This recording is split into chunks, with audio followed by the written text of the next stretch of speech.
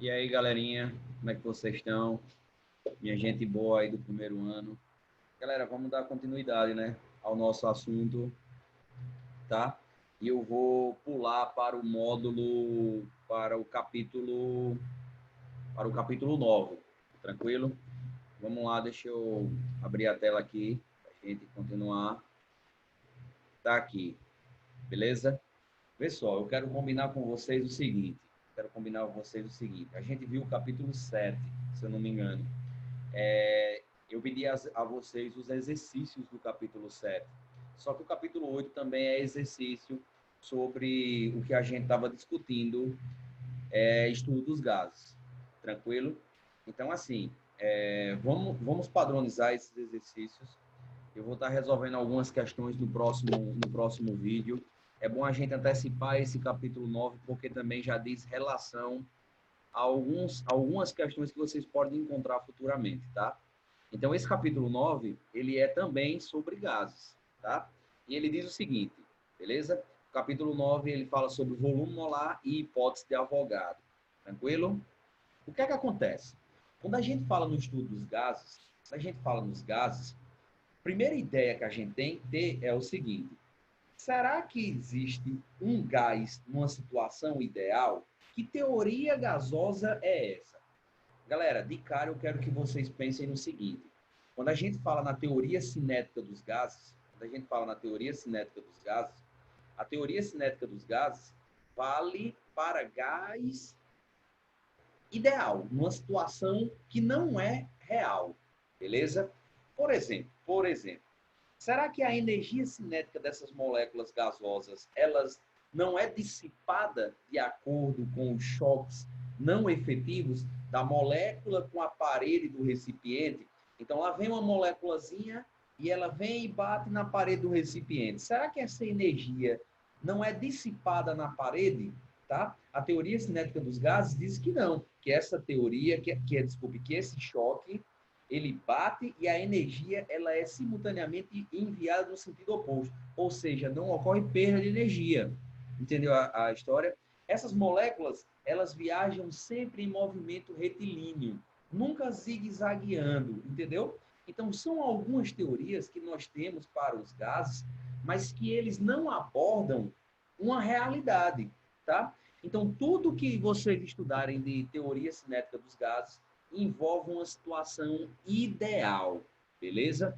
Já vi uma questãozinha de prova no seguinte fator. Professor, peraí, ô Igor, e quando é que eu vou ter um gás real parecido? Em que situação é que ele se comporta como um gás ideal? Tranquilo? E numa situação ideal é essa que nós estudamos. Então, ó, eu quero que vocês vejam num ponto aqui, ó. Ponto 1. O que é um gás ideal? Todo gás ideal é um modelo, tá? Esse gás não existe necessariamente. Ele não existe. É um modelo. E quando é que um gás real se comporta como um gás ideal? Tá aqui, ó. Eu quero que vocês marquem aqui, tá? Um gás, ó, em condições normais, não existe gás ideal. Um gás, para se tornar próximo à condição ideal, precisa estar a altas temperaturas e baixa pressão, tá? Qual é a condição para que eu tenha um gás real se comportando como um gás ideal? É quando eu aumento a temperatura e baixo a pressão. Aumento a temperatura e baixo a pressão. Que não é uma coisa fácil de se fazer. E extremamente difícil de se fazer, inclusive em laboratório. Porque quando você aumenta a temperatura, a grandeza é diretamente proporcional. À medida que você aumenta a temperatura, você vai aumentar a pressão, que aumenta os choques entre as partículas e a parede do recipiente. Tranquilo? Então, não é uma situação fácil de se fazer. É por isso que nós trabalhamos no estudo dos gases com uma situação ideal. Beleza? O capítulo 9 é um capítulo babinha, facinho, vocês vão levar de letra isso aí. Ou seja, ele tem essa teoria de falar da teoria da diferença do gás ideal para o gás real. Ele vai falar do volume molar, principalmente na CNTP, tá? E vai falar da constante de Avogadro, que nós já vimos isso em outras aulas. Tranquilo? Então, vê só, o que é que eu quero de vocês hoje? Primeiro é a diferença do gás ideal para o gás real. Em que condição é que um gás real se comporta como um gás ideal? Tranquilo? Eu quero saber de vocês, qual é a diferença, segundo ponto, qual é a diferença do volume molar? O que é o volume molar? Então, ó, de cara, vamos falar do volume molar. O volume molar é o volume ocupado por qualquer gás na CNTP. Tranquilo? Peraí, Igor, peraí. Você falou na CNTP. Exatamente, falei de CNTP. O que é que quer dizer CNTP? Condições naturais ou normais de temperatura e pressão. Eu quero que vocês destaquem aqui, ó. Nesse capítulo, o foco é estudar o volume molar na CNTP. CNTP nada mais é do que uma condição. Que condição é essa, galera? É quando a gente tem uma temperatura a 0 graus Celsius, ou 273 Kelvin, e a pressão de 1 atm. Tranquilo? Então, nessa condição aqui, o volume de qualquer gás, de qualquer molécula gasosa, tá? De qualquer molécula Eita, passei demais aqui. Qualquer molécula gasosa, ele ocupa um volume de 22,4 litros. Beleza? Lembram daquelas últimas aulas que nós tivemos presencial, tá? É aquela última aula que a gente falou dos processos de relação de estequiometria. Nós falamos de mol.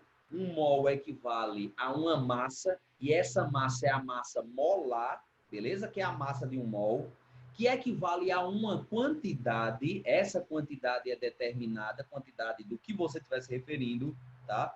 Por exemplo, eu não preciso chegar na feira, certo? Ser assim, ei, me dê uma dúzia de laranjas, beleza? Eu não preciso dizer ao dono da barraca que uma dúzia são 12 laranjas, tá?